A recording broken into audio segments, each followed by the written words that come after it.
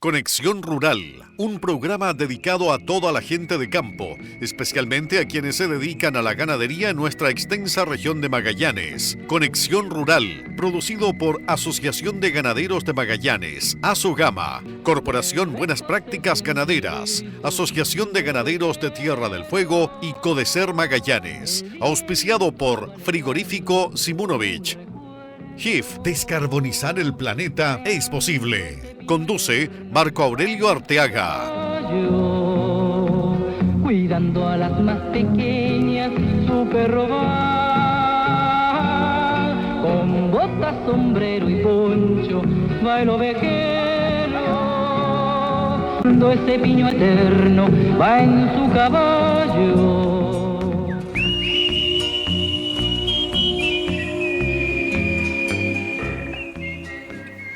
¿Cómo están? Qué gusto de saludarlas, qué gusto de saludarlos. Bienvenidas y bienvenidos todos a esta nueva Conexión Rural. Aquí, desde la plataforma multimedia El Pingüino, para toda la región, y por qué no decirlo, para todo el país, y vámonos a todos los rincones del mundo a través de internet. Estamos junto a ustedes, como siempre, semana a semana, este encuentro de la ruralidad, de la ciudad, de la Pampa, de nuestra Patagonia, con la urbanidad. Y siempre con invitados o invitadas de gran relevancia y que tienen que compartirnos mucha información necesaria. Día a día vamos evolucionando, vamos avanzando, se van desarrollando nuevos proyectos, se abren nuevas alternativas, la naturaleza de repente nos juega algunas pasadas, nos está jugando algunas hoy día ya, el cambio climático, el déficit hídrico, en fin. Por lo tanto, tenemos que seguir avanzando. El país también está avanzando en materias políticas y tenemos que revisarlas y conocerlas también. ¿Qué pasa con el gobierno, en nuestro caso hoy día regional? Poco a poco hemos ido viendo cómo ya este clamor nacional y sobre todo de nosotros, la zona extrema de la regionalización, poco a poco va apalancándose ya en los territorios. Y hoy día vamos a conversar. Y antes agradecerle la visita, ¿no es cierto?, a una gran amiga del mundo ganadero o el mundo agrario. Es una profesional de alto nivel, es médico veterinario, máster en las ciencias de la reproducción animal, con una amplia y vasta trayectoria en el mundo privado, pero también en el público. Fue Seremi de Agricultura de la presidenta Bachelet de su primer periodo. La última vez que estuve con ella estaba en un proyecto exquisito, sí, porque son unos quesos que se hacen ahí de ovejas natales. Yo quiero darle la bienvenida y quiero saludar y gracias por acompañarnos, en la torre, esta gran amiga de Magallanes, por todo el mundo conocida, ¿no? No solamente por lo que ha hecho, sino porque además ha tenido gran connotación. Así que, y hoy día es jefa de la División de Fomento e Industria del Gobierno Regional que lidera el doctor Jorge Fríguez. Ethel, bienvenida, gracias, un gusto saludarla. Bueno, buenas tardes y muchas gracias por la invitación, Marco. Vamos a entrar en materia brevemente. Hay temas que son de gran desarrollo y sin lugar a dudas, desde el gobierno regional también hay una opinión, también hay una mirada que es bastante particular por lo demás. Está la mirada del sector privado, del sector público, digamos desde la perspectiva sectorial, pero el gobierno regional tiene que ver todo, desde lo privado a lo público y de lo público también las bajadas sectoriales, pero de todas maneras hacer todo el tema macro. Primer punto, primer tema que puede significar un problema, Ethel. El déficit hídrico. Se han establecido estrategias, se están estudiando, se ha evaluado algo. ¿Hay algo para decirle ya, sobre todo al mundo ganadero o agrario o agropecuario? Bueno, nosotros ya desde la perspectiva de mi trabajo en INEA, también fui directora regional de INEA, desde allí ya se venía avisorando el tema del cambio climático que ya era evidente, cada vez los inviernos eran con menos nieve, había también menos escarcha y menos lluvia en general, o sea, la caída pluviométrica iba disminuyendo en forma notoria. Y hoy día ya ha llegado a una situación que es bastante extrema. Esta es la razón por la cual el gobernador declara esta región la primera región que hace la declaración de emergencia climática, ¿ya? Y esto se da porque Para nadie es desconocido que los sectores más al norte, ¿no es cierto?, de nuestra región, los que ya limitan con Argentina, sea San Gregorio o al otro lado Primavera, son los sectores más secos.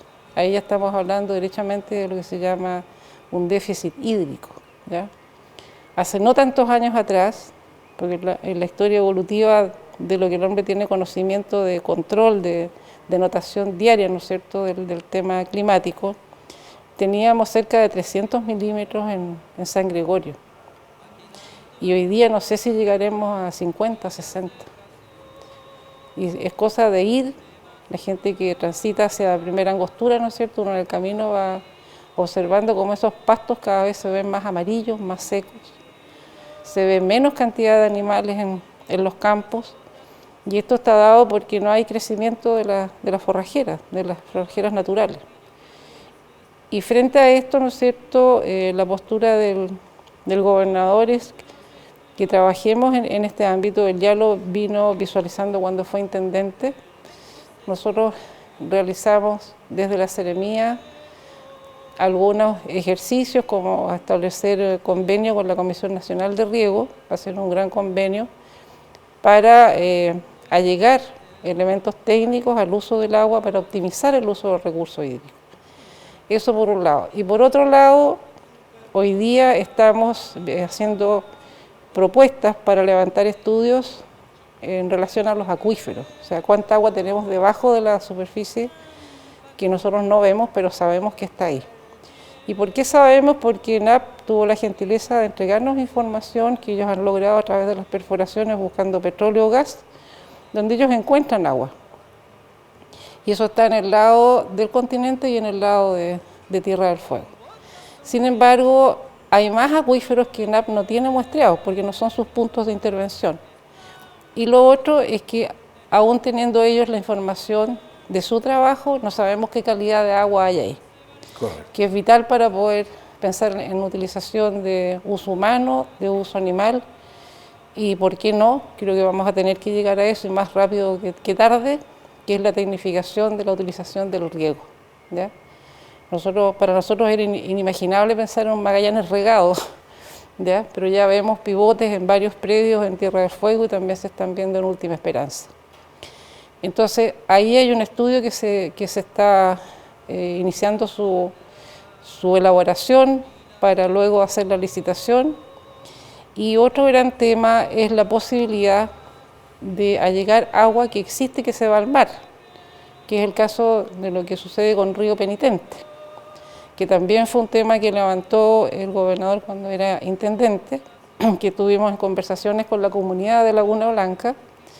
Ahí habían algunos a favor, otros en contra, otros con sus dudas, pero yo creo que hoy día ya no hay muchas dudas y hay que pensar en utilizar ese espejo de agua que era Laguna Blanca, que casi ya no queda agua en Laguna Blanca, como un gran embalse natural, y allegar las aguas excedentes del penitente y las no excedentes también, porque existe una petición, ¿no es cierto?, que está entregada, creo que son 300 litros por segundo, que es bastante agua. Ahora, lo otro que también hemos pensado es en remozar todos los canales de circulación que levantó la ganadera Tierra del Fuego, ¿ya?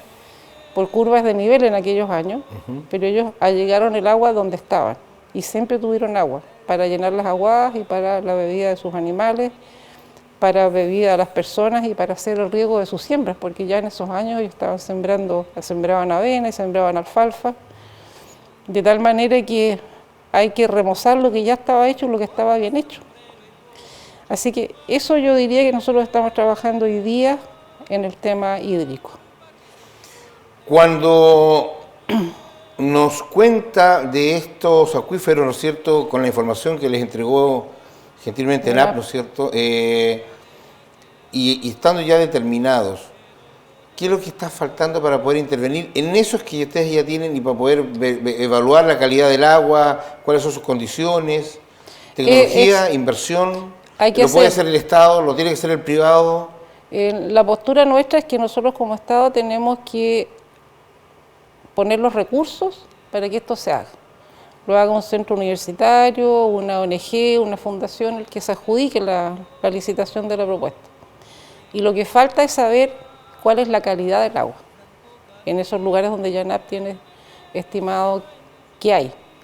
Porque ellos el agua la utilizan para procesos, No, claro. pero nunca se han preocupado ni es de su interés ver si tiene Si potencial potable de... o, digamos, Exactamente. potencialidades potables. Exacto. ¿Eso se va a hacer acá en la Universidad de Magallanes o se va a contratar otro organismo? No sabemos todavía quién se va a adjudicar la licitación. Va a haber una licitación. Sí, tiene que haber una licitación. ¿Cuándo podría estar esa licitación entregándonos algunos resultados? A ver, nosotros pensamos, el estudio en sí está ya prácticamente entero escriturado, como diría un leguleyo, y yo creo que ya va a salir a licitación de aquí a un mes más. ¿Ya? Que salga a licitación, sea adjudicado y empiecen Hablemos de obras, octubre. por decir, sí, octubre, noviembre, antes no va a salir. Van a empezar los estudios. Sí. ¿Y eso cuánto debiera demorarse la etapa del estudio ya? El estudio en sí no debiera demorar más de un año. ¿Ya? Esto ya nos lo ha dicho nuestra autoridad, ¿no es cierto?, el gobernador, los tiempos apremian. ¿Ya? Cada año es más seco que el anterior. Exacto. Y cada año la gente viene a nosotros solicitándonos ayuda. Así que esto tiene que salir lo más rápido que se pueda. No puedo dejar de no hacerle esta pregunta. Estamos conversando con la doctora Etel Latorre, hoy día jefa de la división de Patrimonio, de Fomento y de Industria del Gobierno Regional. Ok, hasta ahí tenemos aparentemente dos caminos ya viables. ¿Qué pasa con el concepto, con la idea de que se utilice tanta desalinización? Bueno, ahí con hay, tanta costa que tenemos sí. nosotros. Bueno, ahí hay todo un tema, ¿no? Que es el tema de la intervención en los recursos hídricos, que en este caso sería agua de mar, con todo el proceso que viene. ¿Qué hacemos con la sal? ¿Ya? ¿Dónde se va la sal, digamos? Si las empresas que están pensando en desalinizar, que son las de hidrógeno verde, ¿no es cierto? Ellos tienen relativamente claro, algunas líneas nos han dado respecto a la utilización de esta sal, que puede ser utilizada en hacer carreteras, o sea, se asocia a otra industria, que es la pavimentación, y toda la estructuración de cementos de todo tipo. Y por otro lado, también se puede pensar en utilizar esto para hacer formulados de suplementos para los animales. En todos los bolos hay bolos de sal, ¿no es cierto?, que se le dan a los animales para que tenga para ellos, curiosamente, más palatabilidad los forrajes secos, y todos estos contienen sal. O sea, también hay una aplicación en la industria de la alimentación animal. ¿Ya? Ahora, desde el punto de vista ambiental, ese es otro tema. Ahí ellos, para poder hacer todos estos procesos, tienen que hacer estudios de impacto ambiental. Porque no sabemos, como digo y reitero, de qué manera va a afectar la salinidad del estrecho, ¿no es cierto?, de las aguas del estrecho, en todo lo que hay allí, en toda la fauna marina. ¿Ya? Me refiero a lo que no vemos, desde los virus, hongos, bacterias, etcétera. Todo lo que a usted se le ocurra, las algas, ya vendrían los peces, los crustáceos, los cetáceos. Todo lo que tiene vida. Todo lo que tiene vida y circula por allí. Eso no se sabe qué efecto tiene esta desalinización, y también va a depender de cuál sea el escalamiento de la desalinización. Al menos hay una de las empresas de hidrógeno verde que ha ido a conversar con nosotros, que ellos nos plantean la utilización de equipos muy sofisticados que podrían incluso dar la posibilidad de entregar agua potable a la comunidad, ¿ya? A los habitantes de la comunidad, como una forma, entre comillas, de compensación ambiental. Pero bueno, ellos recién van a entrar, entiendo, con sus solicitudes de evaluación de impacto ambiental a fin de este año. Así que hay todo un mundo ahí que nosotros absolutamente desconocemos. Pero está en la carpeta, Está en la carpeta. O en la agenda, si quisiéramos entenderlo Sí, así. sí, Está, sí, en la desalinización también está. Sí. O sea, habría otra posibilidad Otra eventualmente posibilidad, si sintonizara con todo lo que significa la protección del medio ambiente. Exactamente. Sí. Usted tocó en este mismo tema, doctora, tocó el mismo otro punto que yo quería preguntarle, ya que estamos, usted lo puso, sigámoslo entonces desarrollando, el hidrógeno verde. Esta estrategia de implementación que tienen las empresas versus la agenda que también tiene el gobierno regional y por qué no decirlo también, la apreciación que hay hoy día desde el gobierno nacional, entendiendo que el gobierno regional ya tiene una separación con el gobierno nacional, desde la generación del gobernador, la figura del gobernador regional. ¿Cómo lo ven ustedes? ¿Cómo está esta planificación? ¿Cómo se prepara el gobierno regional para esto? Porque acá hay también una serie de puntos de encuentro y desencuentros. Bueno, hay un tema que es básico y que es la ley, ¿no es cierto? Y la ley establece con nuestra actual Constitución que los negocios entre privados son entre privados. Ahora, las externalidades que esto genera, porque es una gran industria la que se viene a instalar en la región, no es cualquier industria, ¿ya? Y ya vemos que esta industria ya empezó a atraer a otras industrias, como el cemento, ¿no es cierto? Nosotros no teníamos una cementera local, pero ya entiendo que hay una ya instalada y por instalarse una segunda. Entonces van a aparecer más empresas asociadas al hidrógeno verde que también constituyen mano de obra, y significa que va a tener que venir gente a trabajar con nosotros, gente de nosotros, me refiero a gente del territorio, pero a su vez van a necesitar más gente. Porque ellos hablan de que en la etapa de instalación de estas obras, ¿no es cierto?, se necesita bastante mano de obra. Luego en operación esto disminuye y se tecnifica mucho. Hablan de 5.000 personas, sí, por lo menos, aproximadamente. Bueno, esto también nos orilla a nosotros como gobierno regional a ver los temas de habitación, de planificación del territorio en general, ¿ya? Porque no solamente es habitación, es escuelas, es salud, es jardines infantiles, es parques, son muchas más cosas. Es el desarrollo de una parte que se anexa a la ciudad, se incorpora a la ciudad para poder recibir a toda esta gente y ser recibida en buenas condiciones. Y ojalá que muchos de ellos sigan trabajando en la región, no se vayan. Usted, como hoy día en la jefatura de la división que tiene, que es el fomento y la industria, naturalmente que también genera, creo, usted me corrige si estoy equivocado, genera algunos sentimientos encontrados, porque además usted es una profesional relacionada directamente con el medio ambiente. Sí, correcto. Entonces, ¿hay sintonía entre este proyecto y el medio ambiente, la ecología, la fauna, la avifauna? Bueno, yo siempre miro el mundo desarrollado, que es el que está al otro lado del océano, ¿no es cierto?, todo lo que es Europa. Y en Europa esta industria ya está instalada hace tiempo produciendo. Y ellos han hecho una sintonía perfecta con los temas medioambientales, que son mucho más estrictos que los nuestros, para producir, generar riqueza con este hidrógeno verde y ayudar, digamos, a desintoxicar, entre comillas, el planeta, porque aparece esta industria como una alternativa al proceso de descarbonización, proceso al cual nosotros como país nos hemos comprometido frente a organismos internacionales. De tal manera que nosotros pensamos como gobierno regional, y también lo piensa el país como un todo, ¿no?, porque estamos hablando desde la presidencia hacia abajo, todos los ministerios, que efectivamente es la alternativa hoy día para aportar a disminuir las emisiones de CO2. Entonces uno tiene que analizar esto con la cabeza bien fría, ver la experiencia de otros que ha sido exitosa, porque lo otro que también a mí me da, yo diría, bastante tranquilidad, es que todas las empresas que están viniendo son de Europa, en general. Posiblemente aterrice otra que sea australiana, porque también han venido a conversar con el gobernador de empresas australianas. Pero todos ellos tienen esta misma tónica de muchas mayores exigencias ambientales y medioambientales que las que nosotros tenemos. Y de hecho ellos acá están tratando de aplicar una serie de metodologías que son las que ellos tienen allá para evitar cualquier tipo de ruido con el medio ambiente y con la sociedad. Es indudable que cuando se instala una industria va a haber ruido siempre, pero aquí se trata de que sea el menor ruido posible frente al bien mayor. Y el bien mayor es justamente producir lo que la industria de hidrógeno verde va a producir para disminuir las emisiones de CO2. Van a haber dos producciones, una de amoníaco y otra de combustible. Combustibles, exactamente.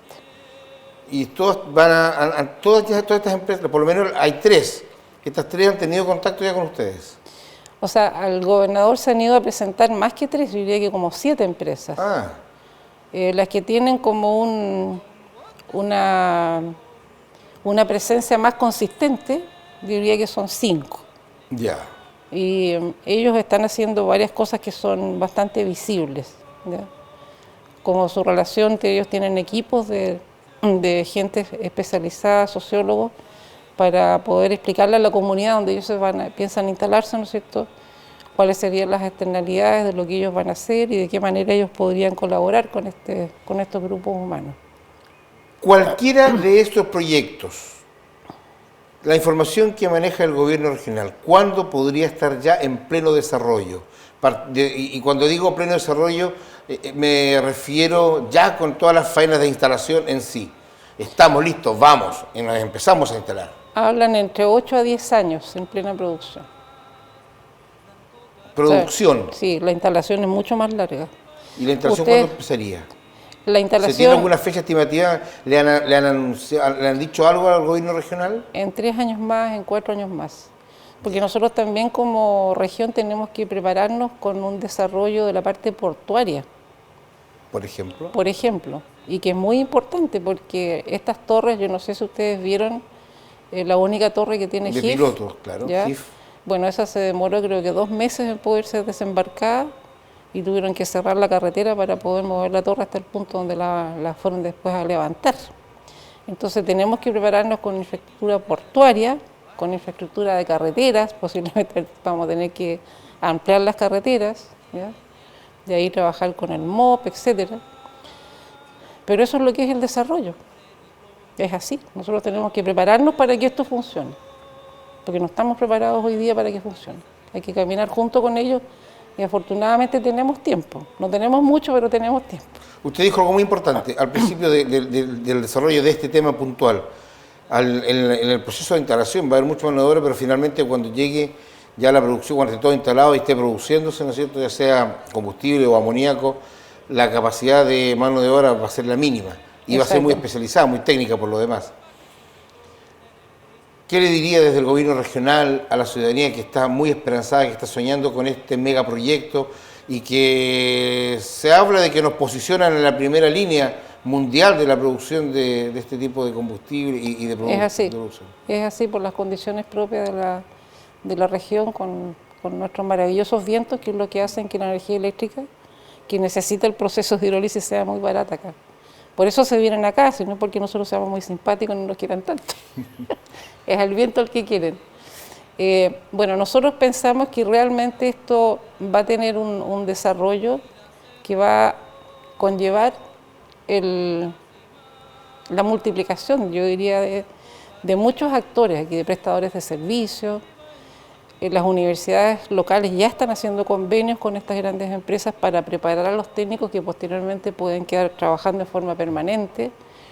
Y eso ha sido desde el gobernador, ¿no es cierto?, la postura de él, de aunar las capacidades que tenemos en la región para formar a nuestra gente, que los chicos acá estudien acá y se queden acá y tengan buenas posibilidades laborales. Y eso se ha conversado con estas empresas europeas en general, como les digo, y ellos están absolutamente en acuerdo y han firmado contratos. Así que yo tengo la expectativa de que muchos de los nuestros estén con ellos cuando pasemos a la segunda fase. Doctora Latorre, usted sabe perfectamente bien, porque lo ha vivido desde el mundo privado y también en el mundo público. Para poder hacer desarrollo, para poder planificar, para primero evaluar, analizar y luego proyectarse, no sé, planificar, se requiere de información. Días atrás, conversando con el presidente Sogama, nos decía él que efectivamente la planificación del sector está hoy día un poco frenada porque aún no hay información del censo agropecuario que se hizo el último. ¿Qué opinión tienen ustedes? ¿Qué saben ustedes? ¿Cuándo se va a poder conocer? ¿Cuándo se va a dar a conocer esa información? Porque se lo pregunto porque esto es parte del gobierno regional, el interés del gobierno regional claro, por esto, sí. Pero también todavía están estas dos figuras de este ejecutivo que todavía no tiene mucha solidez. Está el gobierno regional por un lado, todavía sigue la delegatura directa desde La Moneda, entonces ahí hay una situación bastante especial, ¿no? Yo diría que nosotros en lo general, como este es un mundo muy chico, nos conocemos todos y yo creo que el interés que nos lleva a tener responsabilidades en el Estado es ayudar al desarrollo de la comunidad. Y no puede ser de otra manera, porque si no, no estaría aceptando estas responsabilidades. Ahora, el censo, el único censo que tenemos definitivo, súper analizado, estructurado, es el del 2007 y no hay otro. Los censos posteriores que se hicieron, no sé por qué razón, o se hicieron mal, o la información se cayó, o no se procesó, no sé cuál es la razón que hay en el medio, pero hasta el día de hoy no tenemos información actualizada. Lo único que sí es consistente, ¿no es cierto?, es que ha disminuido la masa ganadera. Hoy día se habla que podríamos estar bordeando entre cerca de 1,5 millones de ovejas, y en ese censo del 2007 estábamos hablando de 2.200.000, y vacunos más o menos se han mantenido los mismos, 140, 150.000 cabezas de vacuno. Ahora, esto afecta directamente a la industria, ¿ya? ¿Y por qué es importante esto? Porque la primera industria que levanta la economía de Magallanes es la industria asociada a la ganadería, ¿ya? Me refiero a todo lo que son los procesos de exportación de carne y de lana. Y en ese ámbito, yo diría que en los últimos años los ganaderos han tenido el beneficio del alza del dólar, que ha compensado de alguna manera, no sé hasta qué punto, pero de alguna manera, ¿no es cierto?, sus cajas en relación a la cantidad de animales que ellos podían vender o los kilos que podían vender. Y por otro lado, la gente que fue merinizando sus rebaños, o sea, haciendo cruzas de córrido con merino, han logrado lanas más finas que tienen mayor valor también en el mercado. Entonces, hoy día el sector, yo diría que está en, no sé si están como punto de equilibrio, no podría asegurarlo, porque las cifras no las tenemos. Yo he estado tratando de contactarme con gente de Nodepa en Santiago, que son los que llevan las estadísticas, y ellos quedaron de poder acercarme a alguna cifra más cierta, digamos, de aquí a un mes más o menos, porque ellos tampoco tienen toda la información. Esa es la realidad. Se están haciendo los esfuerzos, pero es lo que hay hoy día. El tiempo en Radio y Televisión es corto. Hoy día tocamos algunos puntos que necesitamos desarrollar muy bien. Estamos en esta edición con la doctora médico veterinario Ethel Latorre, con una experiencia en el sector privado y público.